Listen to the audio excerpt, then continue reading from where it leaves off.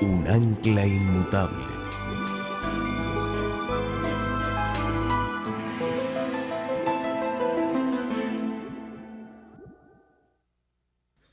Nuestro Padre, nuestro Dios, gracias te damos por el gran privilegio de reunirnos aquí a la mitad de la tarde para estudiar tu palabra, para escuchar tu voz.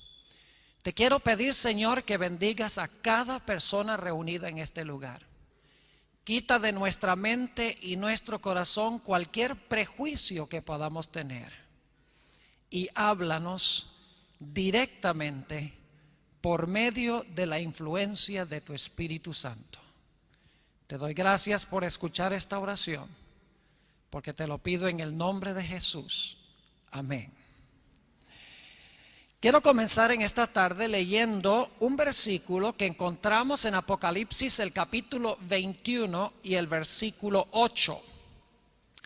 El marco de este versículo es después del milenio, después de los 1000 años de Apocalipsis 20. La santa ciudad Nueva Jerusalén ha descendido del cielo a la tierra. Y nos dice el versículo 8 de Apocalipsis 21 lo siguiente en ese marco histórico específico. Pero los cobardes e incrédulos, los abominables y homicidas, los fornicarios y hechiceros, los idólatras y todos los mentirosos tendrán su parte en el lago que arde con fuego y azufre, que es la muerte segunda. Este versículo habla del castigo que se menciona en el mensaje del tercer ángel. Ahora nos estamos adelantando un poco en los temas de la tarde a la secuencia que estamos llevando, porque todavía no hemos hablado del mensaje del tercer ángel, pero el mensaje del tercer ángel está conectado con el del primero. El primer ángel nos dice: teme a Dios, dale gloria a Dios, adora a Dios, para que cuando el castigo de Dios sea derramado sobre la tierra, en el mensaje del tercer ángel, tú no tengas que sufrir ese castigo que va a venir sobre, como dice aquí, los impenitentes, los abominables y homicidas, los fornicarios y hechiceros, los idólatras y todos los mentirosos. Dios no quiere que nosotros estemos en esa categoría. Así que Dios da el mensaje del primer ángel para que nosotros podamos huir de esas características.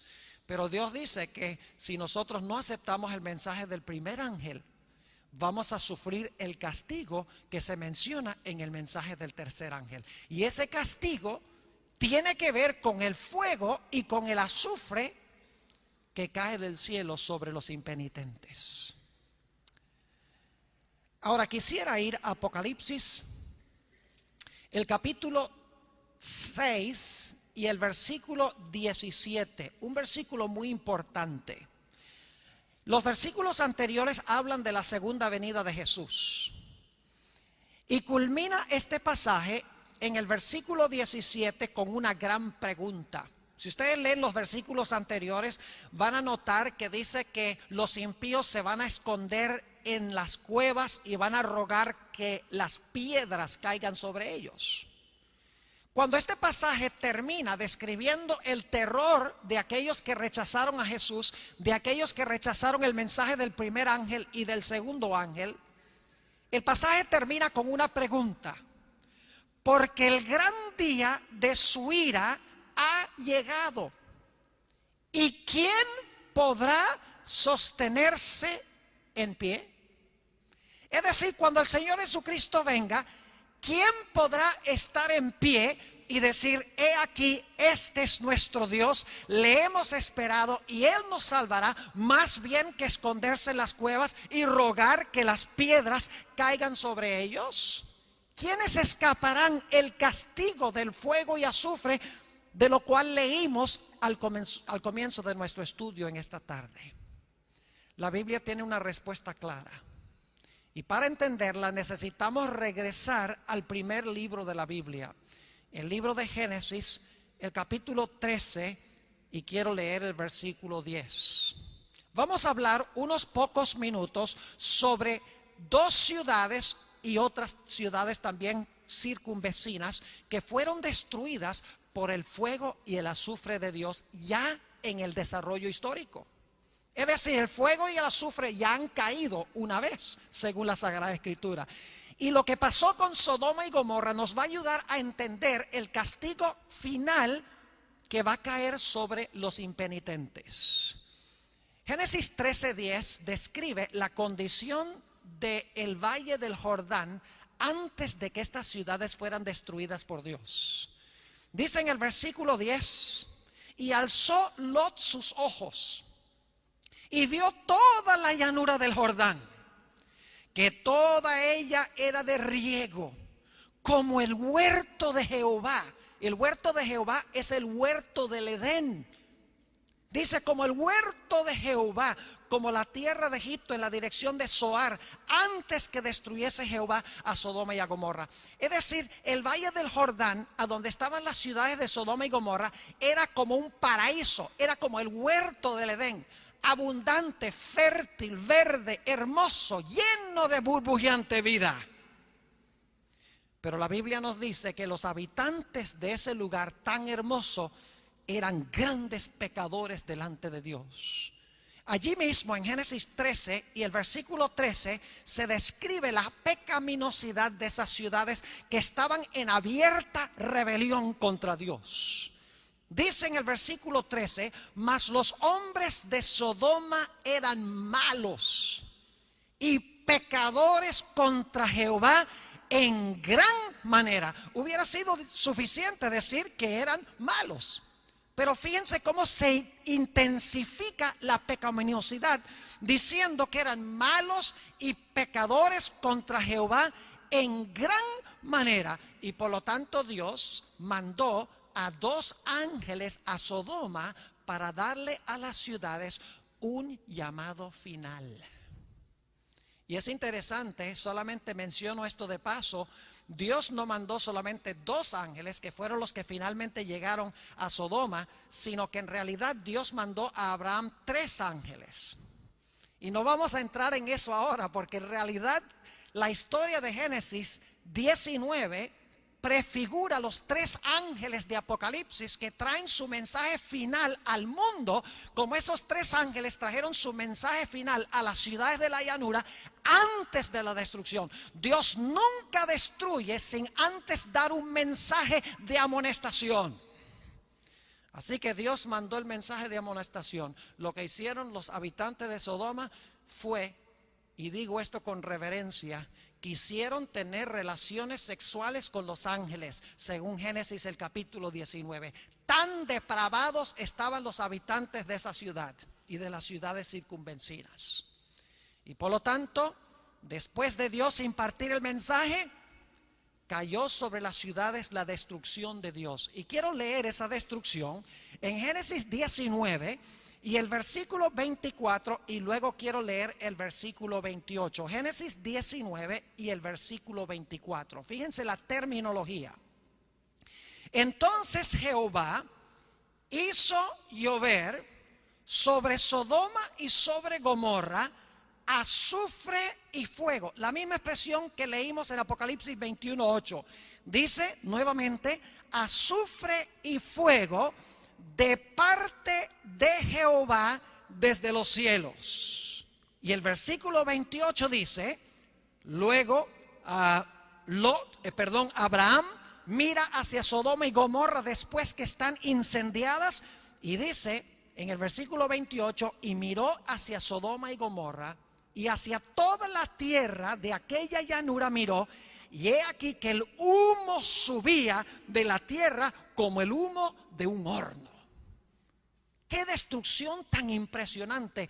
Fuego y azufre del cielo. Y dice que el humo subía como el humo de un horno. Yo he tenido el privilegio de visitar la región del Mar Muerto 2 veces. Una vez cuando estuve en Israel y la otra vez cuando estuve en Jordania. Cuando uno ve esa llanura, no se parece nada a la descripción que leímos en Génesis 13:10. En realidad es una región árida, con la excepción de la franjita por donde corre el río Jordán, que está verde. Todo lo demás está seco. La región alrededor del Mar Muerto le cabe muy bien el nombre, está muerto. No hay aves, no hay peces, no hay microorganismos, no hay vegetación. Es más, el Mar Muerto está más por debajo del nivel del mar que cualquier otro local en el planeta Tierra. Está por lo menos a cerca de 500 metros por debajo del nivel del mar. Lo cual significa que el fuego que Dios llovió sobre ese lugar fue tan poderoso que hizo una gigantesca caverna en ese valle, que hace que el valle ahora esté 500 metros aproximadamente debajo del nivel del mar. ¿Cuán potente fue ese fuego y ese azufre? Fue tan potente que según la Sagrada Escritura, en Judas, que es el librito que se encuentra inmediatamente antes del libro de Apocalipsis, Judas 7 nos dice que las ciudades fueron destruidas con fuego eterno. Quiero leer el versículo. Dice: como Sodoma y Gomorra y las ciudades vecinas, las cuales de la misma manera que aquellos, habiendo fornicado e ido en pos de vicios contra naturaleza, fueron puestas por ejemplo, sufriendo el castigo del fuego eterno.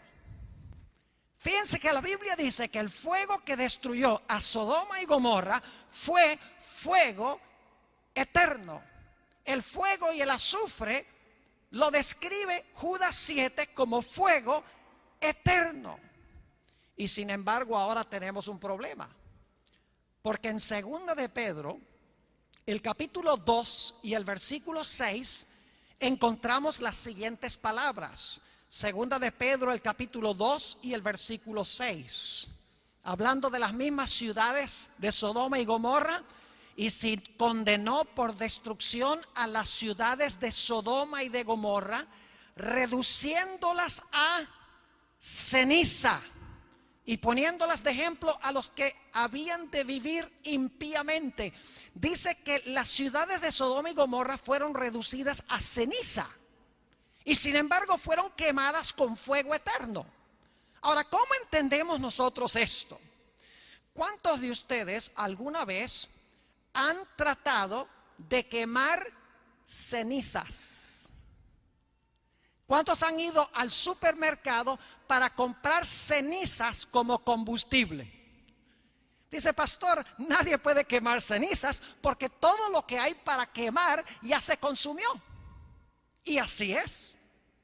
¿Cómo es que Sodoma y Gomorra fueron destruidas con fuego eterno, como leímos, y sin embargo fueron reducidas a cenizas? Es decir, se apagaron. Aparentemente el fuego se apagó. Ahora déjenme decirles que la interpretación tradicional de la iglesia adventista, y esta es una institución adventista, sé que muchos de ustedes no son, pero doy gloria a Dios de que la mayoría de los alumnos de esta institución aman a Dios, han encomendado sus vidas a Dios. No todos vemos todas las cosas por igual, crecemos en nuestro conocimiento.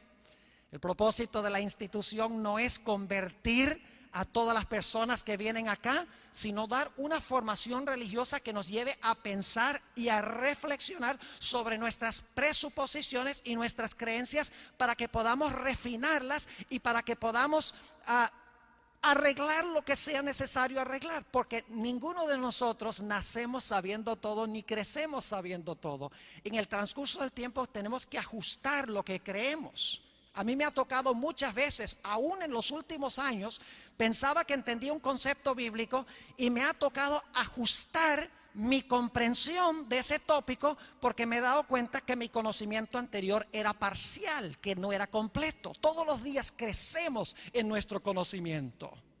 ¿Cómo entendemos que las ciudades fueron destruidas con fuego eterno y sin embargo fueron reducidas a ceniza?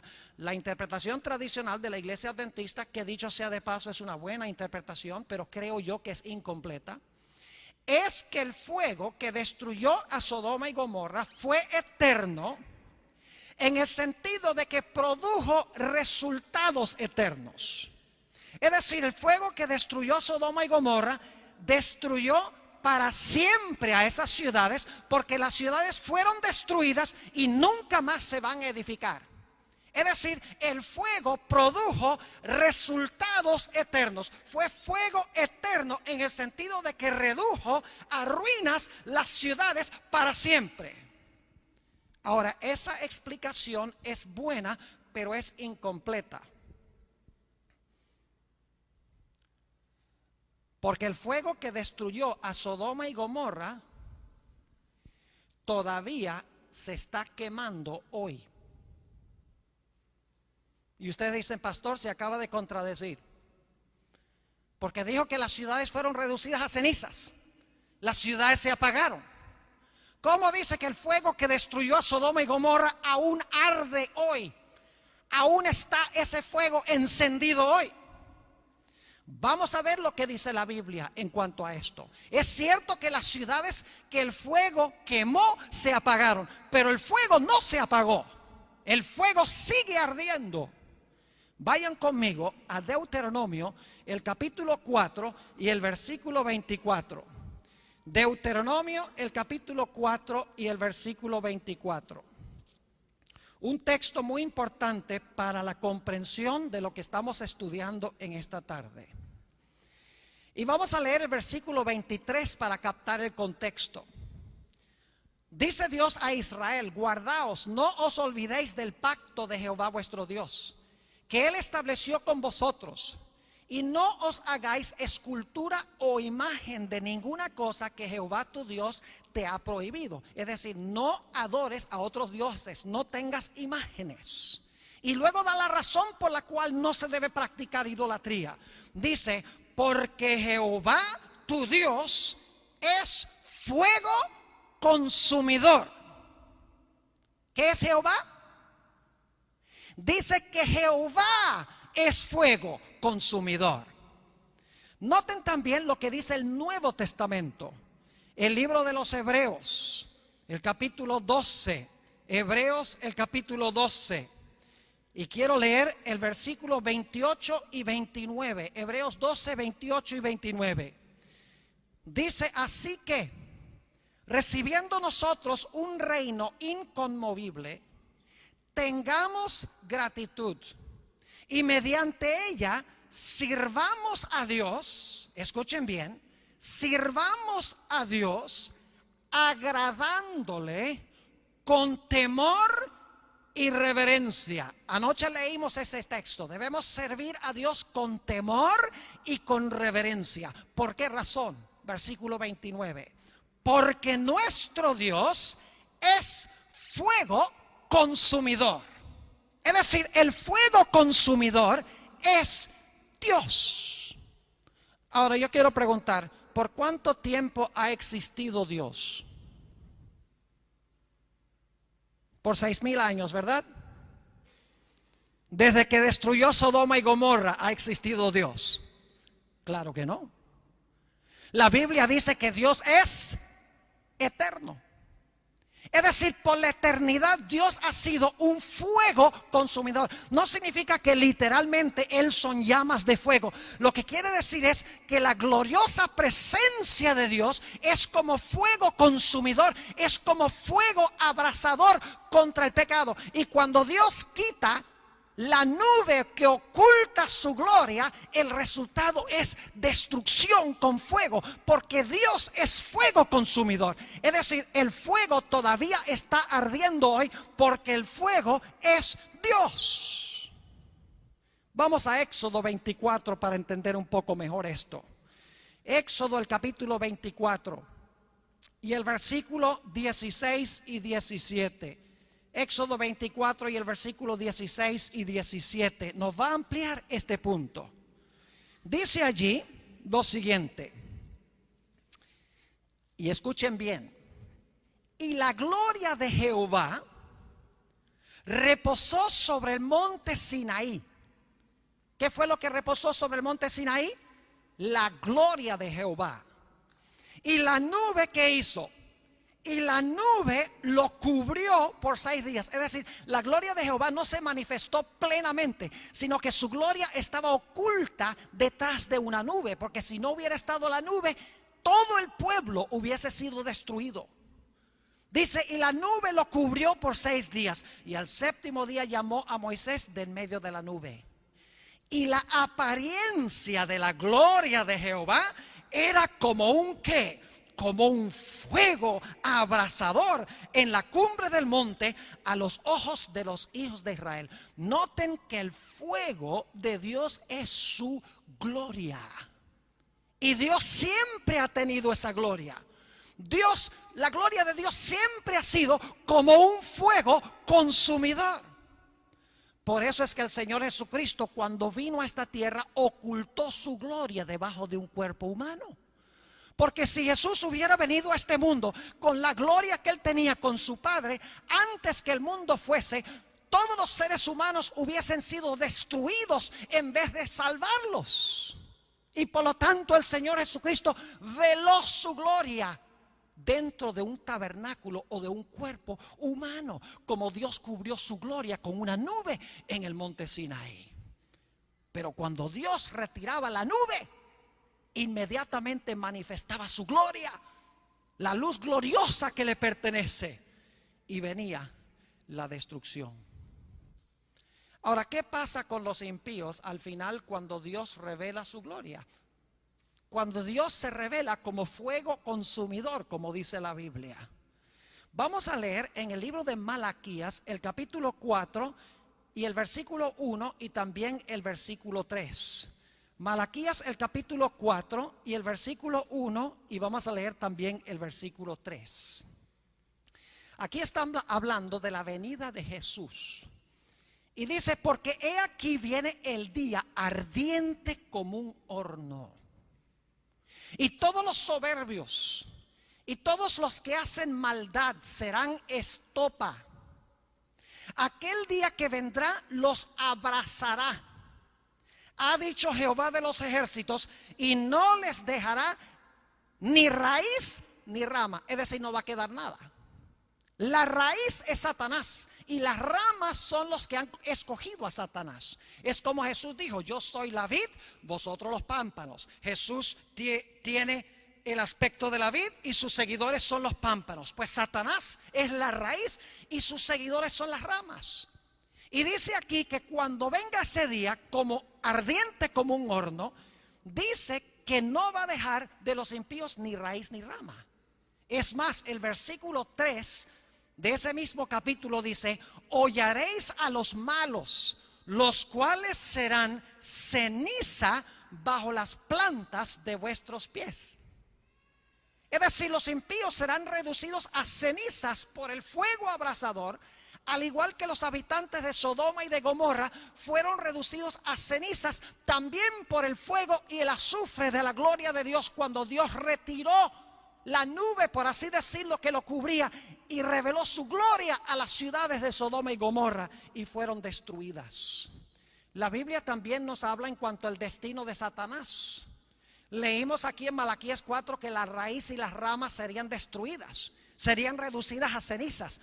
Pero hay otro texto que habla más específicamente de Satanás.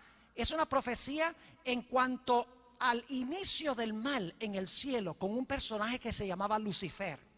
En Ezequiel el capítulo 28 y el versículo 18 y 19 encontramos una descripción de la destrucción final de Satanás. Dice allí en el versículo 18, hablando de este ser, con la multitud de tus maldades y con la iniquidad de tus contrataciones profanaste tu santuario. Yo pues saqué fuego de en medio de ti, el cual te consumió, y te puse en ceniza sobre la tierra a los ojos de todos los que te miraran. Fíjense, reducido este personaje Lucifer que pecó contra Dios a ceniza. Sigue diciendo en el versículo 19, todos los que te conocieron de entre los pueblos se maravillarán sobre ti. Espanto serás y para siempre dejarás de ser. cenizas. Para siempre dejará de ser. El fuego abrasador a los impíos los reduce a la inexistencia, a la nada, según dicen estos textos. Vayamos a Isaías, el capítulo 33, y quiero leer los versículos 12 y 13. Isaías, el capítulo 33, y los versículos 12 y 13. Está hablando aquí de la destrucción de los impíos. Y fíjense lo que dice la Sagrada Escritura. Y los pueblos serán como cal quemada, como espinos cortados serán quemados con fuego. Oíd los que estáis lejos lo que he hecho, y vosotros los que estáis cerca conoced mi poder. Los pecadores se asombraron en Sión, espanto sobrecogió a los hipócritas. Dice aquí que los impíos serán como cal quemada, como espinas quemadas. Serán reducidos, en otras palabras, a cenizas. Ahora les voy a decir algo que va a ser probablemente sorpresivo para la mayoría de los que están aquí, incluyendo los adventistas. Escuchen bien. La mayoría de las iglesias cristianas hoy en día enseñan que los impíos van a terminar en el infierno y se van a quemar y a quemar y a quemar por los siglos sin fin en las llamas del infierno.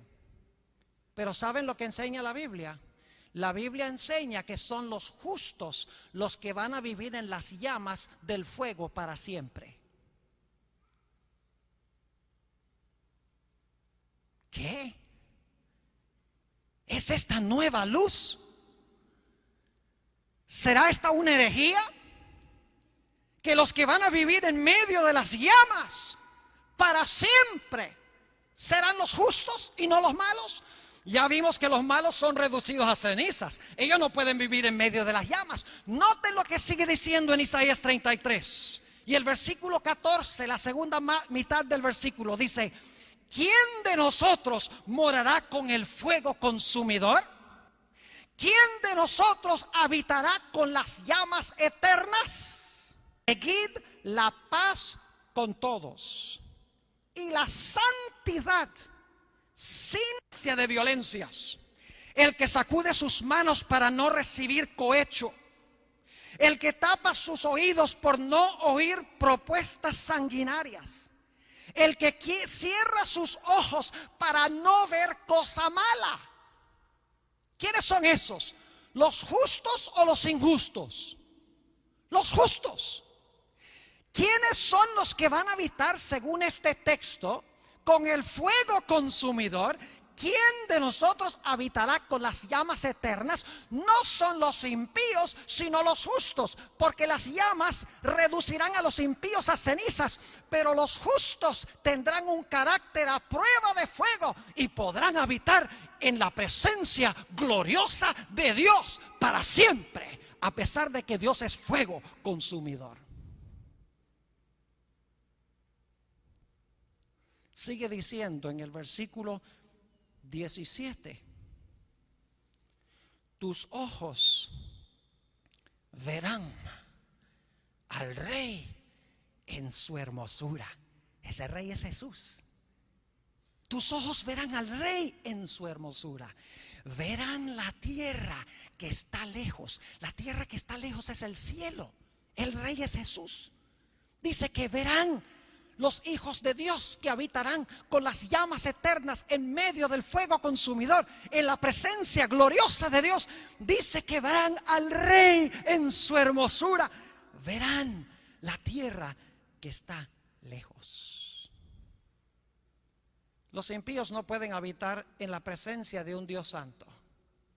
La gloria de Dios los consumiría en un instante.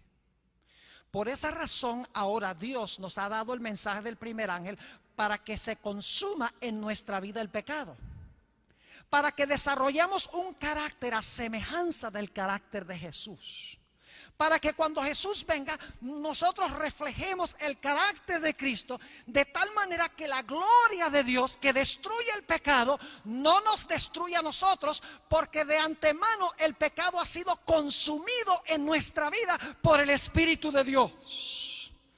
Por esa razón, en el Nuevo Testamento, mis apreciados jóvenes y hermanos, vez tras vez tras vez, cuando se habla de la segunda venida de Cristo, se enfatiza el tipo de carácter que vamos a necesitar tener cuando Cristo venga. Porque la Biblia dice: el gran día de su ira es venido. ¿Quién podrá estar firme? ¿Quién podrá habitar con las llamas eternas? ¿Quién podrá estar en la presencia de aquel cuya gloria es fuego consumidor? Solo aquel que tenga un carácter a semejanza del carácter de Él. Por eso el mensaje del primer ángel dice: teme a Dios, dale gloria a Dios, adora a Dios. Permite que el Espíritu Santo purifique y limpie tu vida, para que cuando Él venga no te escondas en las cuevas, ni ruegues que las piedras caigan sobre ti, sino que puedas decir: he aquí, este es mi Dios, le he esperado y Él me salvará. En Hebreos, el capítulo 12, encontramos una referencia a la segunda venida de Jesús. Y quiero leer otra vez esos versículos que leímos de antemano, Hebreos 12 y el versículo 28 y 29. Dice ahí el apóstol San Pablo: así que, recibiendo nosotros un reino inconmovible, tengamos gratitud y mediante ella sirvamos a Dios, agradándole con temor y reverencia. Es decir, el apóstol San Pablo está diciendo que debemos servir a Dios con temor, debemos agradarle con temor y reverencia. ¿Por qué razón? Porque nuestro Dios es fuego consumidor. Si ustedes leen los versículos anteriores, van a ver que se está hablando de la segunda venida de Jesús. Vayan conmigo al versículo 14 de ese mismo capítulo. Fíjense lo que dice el apóstol San Pablo: seguid la paz con todos y la santidad, sin la cual nadie verá al Señor. ¿Recuerdan Isaías 33? Verán al Rey en su hermosura. Aquí dice que sin santidad nadie verá al Señor. En Mateo 5 y el versículo 8 dice: bienaventurados los de limpio corazón, porque ellos verán a Dios. Se necesita una preparación especial del carácter para ver a Dios. Tenemos que pasar tiempo con Jesús. Tenemos que aprender a orar. Tenemos que aprender a estudiar su palabra. Tenemos que hablar a otros de Jesús. Tenemos que venir a las reuniones religiosas. Tenemos que poner nuestra vida espiritual en primer lugar. Acercarnos al Maestro para que cada día podamos reflejar su carácter. Primero de Juan, el capítulo 3. Y el versículo 1 al 3 es un pasaje hermoso que enfatiza el mismo punto. Vez tras vez, cuando se habla de la segunda venida, se habla de la necesidad de santidad. Y créanme, hermanos y hermanas, jóvenes, yo creo que el mensaje que más necesita la iglesia hoy es el mensaje de santidad. Porque mucho se habla hoy en la iglesia cristiana: Cristo salva, Cristo te perdona, Cristo te acepta como eres. Yo creo todo eso. Cristo nos salva, Cristo nos perdona, Cristo nos acepta como somos, pero Cristo no nos deja como somos. Te recibe como eres, con todos tus pecados y con todos tus defectos. Te perdona, te mira como si nunca hubieras pecado, pero luego te toma en sus manos y te empieza a moldear y a purificar el carácter, a limpiar el carácter de día en día, a medida que pasas tiempo con Jesús, para que cuando Él venga, como dice la Biblia, estemos sin mancha ni arruga ni cosa semejante. Primera de San Juan, el capítulo 3 y el versículo 1 al 3. Es un pasaje hermoso. Dice: mirad cuál amor nos ha dado el Padre, para que seamos llamados hijos de Dios. Por esto el mundo no nos conoce, porque no le conoció a Él. Amados, ahora somos hijos de Dios, y aún no se ha manifestado lo que hemos de ser. Pero sabemos que cuando Él se manifieste, escuchen bien, seremos semejantes a Él, porque le veremos, fíjense otra vez el énfasis en los ojos, porque le veremos tal como Él es. ¿Qué debemos hacer en preparación para verlo como Él es? ¿Qué necesitamos hacer para ser semejantes a Él cuando Él venga? Versículo 3. Y todo aquel que tiene esta esperanza en Él, es decir, la esperanza de la venida de Jesús, se purifica a sí mismo como Él también es puro. Tenemos una obra de purificación que debemos permitir que el Espíritu Santo haga en nuestra vida. Créanme que si todos los que estamos aquí tuviéramos ese Espíritu Santo, sacudiríamos literalmente a las naciones a las cuales pertenecemos con el mensaje precioso de Dios para este mundo.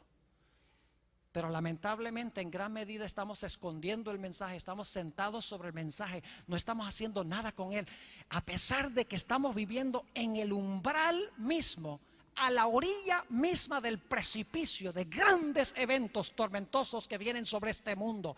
Hemos descuidado la preparación necesaria. Los impíos no pueden vivir en la presencia de Jesús. Cristo tiene que limpiar su carácter antes de que Él venga.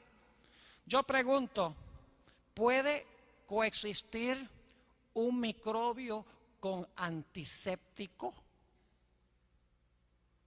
El antiséptico mata el microbio. ¿Pueden coexistir la luz y las tinieblas? Claro que no. Donde hay luz, las tinieblas se disipan. Los impíos no pueden vivir en la presencia de Dios. Serían miserables en la presencia de Dios. Porque la Biblia dice que la gloria de Dios es como un fuego consumidor. ¿Qué debemos hacer nosotros? Debemos purificarnos a nosotros mismos como Él es puro. ¿Pero cómo lo hacemos? La Biblia tiene la respuesta. Salmo 119. Aquí el rey David habla específicamente a los jóvenes. Salmo 119 y el versículo 9. Y vamos a leer hasta el 11. Dice aquí el salmista David: ¿con qué limpiará el joven su camino? ¿Cuál es la respuesta? Con guardar tu palabra. ¿Cómo se limpia el corazón del joven? Con guardar ¿qué? La palabra. Guardar significa obedecer, leer, escudriñar la palabra. Versículo 10. Con todo mi corazón te he buscado. No me dejes desviarme de tus mandamientos. Ahora escuchen. En mi corazón he guardado tus dichos para no pecar contra ti. El secreto para tener una vida pura es guardar la palabra de Dios en nuestro corazón, escudriñar la palabra y estar dispuestos de obedecer la palabra de Dios. Permítame darles un ejemplo para que puedan comprender lo que estoy diciendo. ¿Saben ustedes que cuando nosotros empezamos a estudiar la palabra, y dicho sea de paso, no estoy hablando de estudiar la palabra en un departamento de teología, cumplir las asignaturas que nos dan en la clase. Estoy hablando de un estudio devocional donde yo vengo a la palabra, oro y le digo: Señor, ahora voy a leer tu palabra, revélame los cambios que tú quieres que yo haga en mi vida. Por favor, háblame a mí personalmente, dime qué es lo que necesito, en qué necesito yo cambiar. Y hago esa oración y empiezo a leer la palabra. Y por ejemplo, llego a ese texto a donde dice: habéis oído en el antaño, no cometerás adulterio.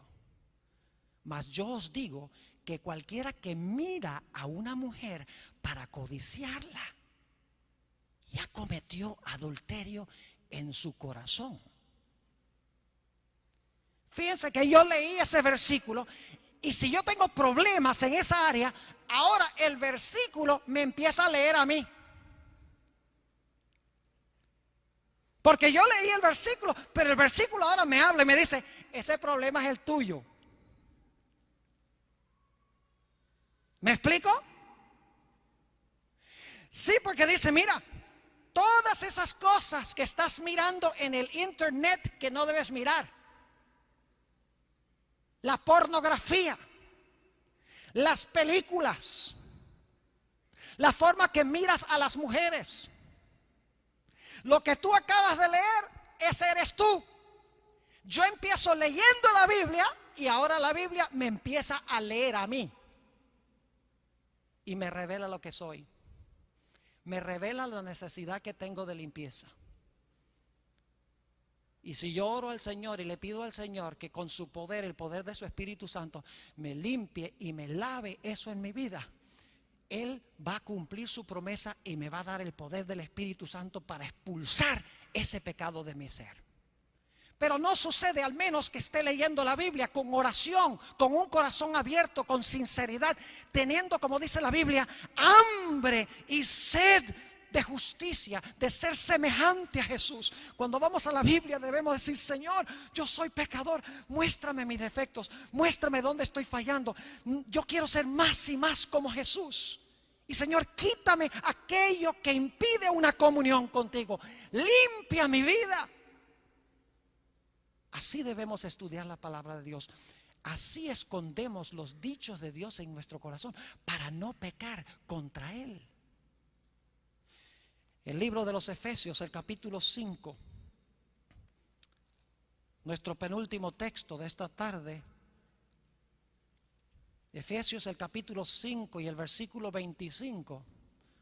Un pasaje bien conocido nos dice: maridos, amad a vuestras mujeres, así como Cristo amó a la iglesia y se entregó a sí mismo por ella. Escuchen bien, se entregó por ella no solamente para perdonarla, sino que dice para santificarla, habiéndola purificado en el lavamiento del agua por la palabra, a fin de presentársela a sí mismo una iglesia gloriosa, que no tuviese mancha, ni arruga, ni cosa semejante, sino que fuese santa y sin mancha. Así serán aquellos que reciben el mensaje del primer ángel. Van a temer a Dios, le van a dar gloria, le van a rendir adoración, van a guardar su ley, porque aman a Dios. Y así cuando Cristo venga, van a poder habitar para siempre en la presencia de un Dios santo, quien es fuego consumidor.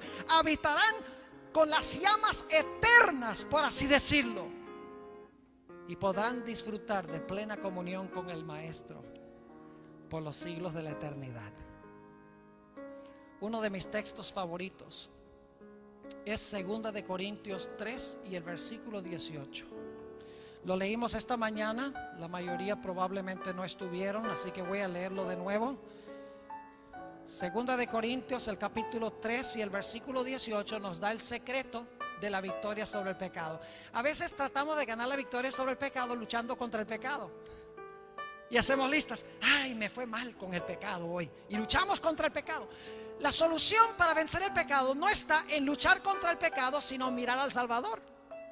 Porque mirando a Jesús somos transformados. Mirando a Jesús en su palabra, nuestro carácter es santificado y purificado para poder habitar en la presencia de un Dios santo. Dice allí en 2 de Corintios, el capítulo 3 y el versículo 18, las siguientes palabras: por tanto nosotros todos, mirando a cara descubierta como en un espejo la gloria del Señor. Mire, estamos mirando la gloria del Señor. ¿Somos qué? Transformados. Mirando la gloria de Jesús en su palabra, somos transformados. La palabra que se usa aquí es metamorfoo, de donde viene nuestra palabra en español metamorfosis. Una metamorfosis es extraordinaria. Un gusano cambia a una mariposa. ¿En qué se parecen? Casi en nada. Así, si tú eres pecador, si tienes luchas en tu vida con el pecado, Jesús te puede cambiar de un pecador a un santo, contemplando a Jesús en su palabra y pidiendo que Él limpie tu vida. Dice, somos transformados de gloria en gloria, en la misma imagen, como por el Espíritu del Señor.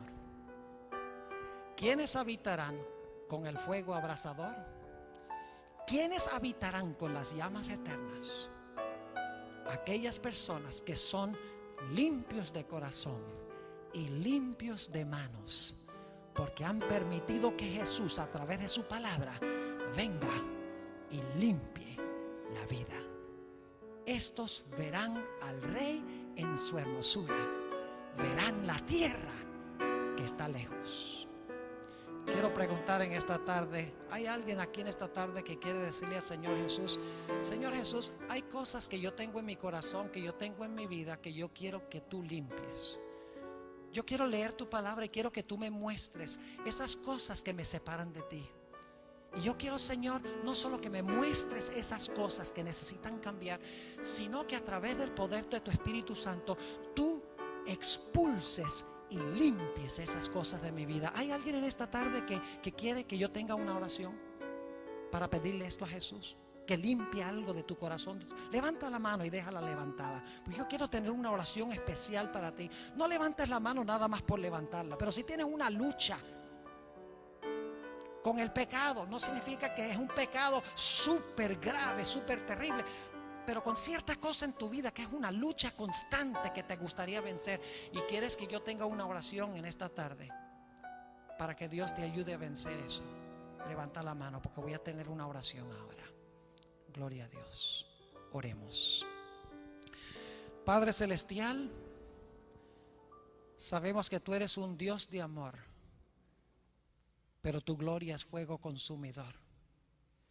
Por eso es que en tu amor nos has revelado en tu palabra cómo podemos preparar un carácter a prueba de fuego, para que como Shadrach, Mesach y Abednego podamos caminar en medio del fuego sin ninguna preocupación. Tú has visto en esta tarde las manos levantadas, personas que tienen luchas con el pecado en la vida, que quieren vencer esos pecados. Señor, yo me agrego a esa lista.